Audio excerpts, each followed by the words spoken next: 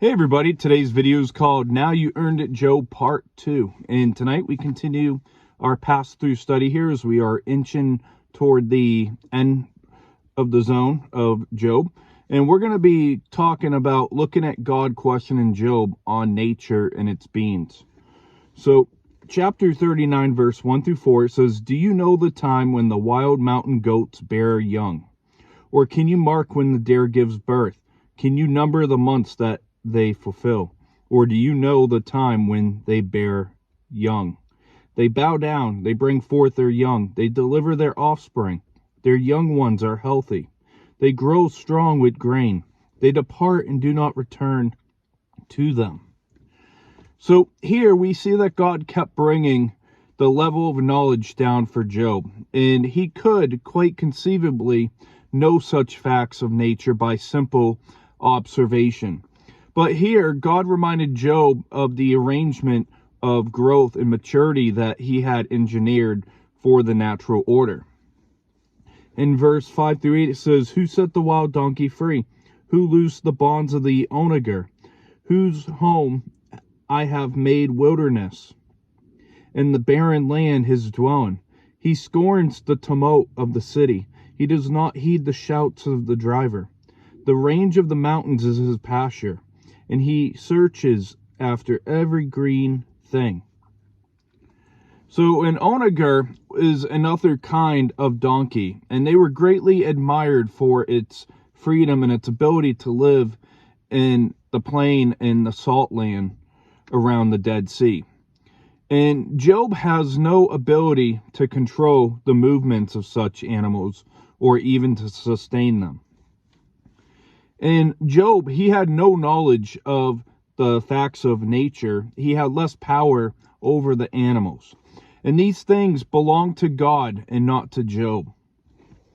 In verse 9 through 12, "Will the wild ox be willing to serve you? Will he bed by your manager? Can you bind the wild ox in the furrow with ropes? Or will he plow the valleys behind you? Will you trust him because of his strength is great? Or will you leave your labor to him? Will you trust him to bring home your grain and gather it to your threshing floor?" So, wild ox, in my opinion, is not a good translation, nor is the King James Version that uses unicorn. And the wild ox, it's an extinct animal that was fearsome, mighty, and was well known as the arachas. In verse 15 through 21, 13 through 21, "The wings of an ostrich wave proudly, but are her wings and pinions like the kindly stork's? For she leaves her eggs on the ground, she warms them in the dust. She forgets that the food may crush them, that the wild beasts may break them. She treats her young harshly as though they were not hers. Her labor is in vain without concern, because God deprived her of wisdom and did not endow her with understanding. When she lifts herself on high, she scorns the horse and its rider. Have you given the horse strength? Have you clothed his neck with thunder? Can you frighten him like a locust? His majesty snorts and strikes terror.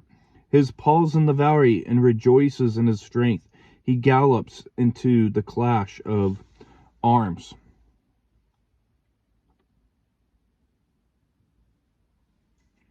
So the silly bird that leaves her eggs on the ground lacks sense, because obviously predators will go straight for those eggs. And God hasn't given her wisdom. She is almost a picture of Job, who has a mixture of foolishness and strength. And though the ostrich can't fly, it runs faster than a horse, if you did not know. And here, God reminds Job that he is the dispenser of wisdom, and that he tells Job that he is the one who gives or withhold as he pleases. In verse 19 through 25 says, "Have you given the horse strength? Have you clothed his neck with thunder? Can you frighten him like a locust? His majestic snorting strikes terror. He palls in the valley and rejoices in his strength. He gallops into a clash of arms. He mocks at fear and is not frightened. Nor does he turn his back from the sword. The quiver rattles against him, the glittering spear and javelin. He devours the distance with fierceness and rage. Nor does he come to a halt because the trumpet has sounded. At the blast of the trumpet he says, "Aha!" He smells the battle from afar, the thunder of captains and shouting. So verses 19 through 25, we're given a vivid, magnificent picture of the war horse. And like many, Job could be impressed with the majestic strength of this horse. Yet he had no strength to give the horse. And it came from God only and not from Job or any other man. And Job could give no explanation for the warrior nature of a horse, which operates against reason and the self-interest of the horse. In verse 26 through 30 says, "Does the hawk fly by your wisdom and spread its wings toward the south? Does the eagle mount up at your command and make its nest on high? On the rock it dwells and resides, on the crag of the rock in the stronghold. From there it spies out the prey. Its eyes observe from afar. Its young ones suck up blood, and where the slain are, there it is." So as we see chapter 39 comes to a wrap-up right here, we see that God asked Job some humiliating questions about whether or not that he could provide and care for the animal kingdom.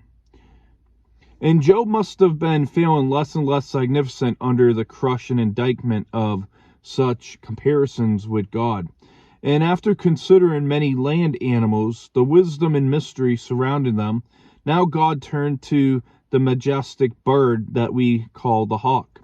And personally, me, I am fascinated when I'm out on hikes or even at work sometimes. We have a American red-tailed hawk that likes to stay, in our business property, and that's where he enjoys his buffets.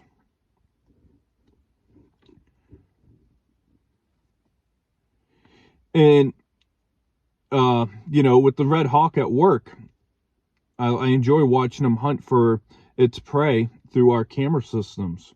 And even I've had the bird swoop down right in front of me in the roadway to get like a pigeon or whatever type of bird. But Job couldn't explain, much less create the mechanics of flight for this noble bird. And God also wanted Job to be astonished at the wildness of it all. In Genesis 1:26 it says that God has given man dominion over the fish of the sea, the birds of the air, and over the cattle of all the earth, and every creeping thing that creeps on the ground. And even with dominion over all these, man didn't make or sustain these great wild animals.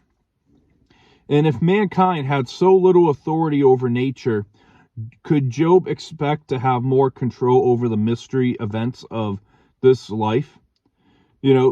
Think about that some. We have little authority over nature. I can't control the snowstorm or anything, else. How can we have more control over the mystery events of this life? We have to trust God. And God was a teacher to Job, and God was, a teacher with humor. But tonight we wrap up looking at God continuing to question Job as if he knew or mastered the wild. And we talked about the wild mountain goat. In verse 5 through 8, he moved to the wild donkey. Verse 9 through 12, he moves to the wild ox. And God moves in verse 13 through 18 to ask Job if he understood the ostrich.